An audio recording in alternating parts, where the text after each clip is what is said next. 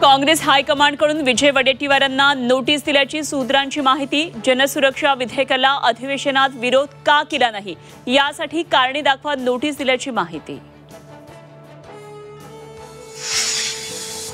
आज संध्याकाळी विधान भवनामध्ये राज्य मंत्रिमंडळाची बैठकीत कोणते महत्त्वाचे निर्णय होणार याकडे लक्ष।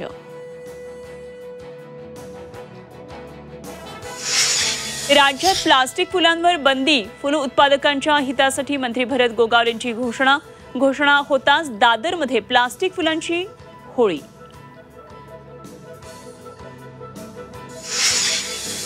पुणे विमानतळावरून लवकरच 15 नव्या मार्गावर विमान सेवा सुरू होणार। नागरी हवाई वाहतूक राज्यमंत्र्यांची माहिती।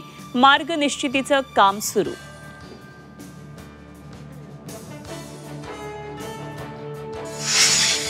इलेक्ट्रिक कारच्या विक्रीमध्ये 21 पट वाढ, चार्जिंग स्टेशनमध्ये 3 वर्षात 5 पट वाढ। इलेक्ट्रिक वाहनांसाठी सरकारनं प्रोत्साहन दिल्यानं फायदा।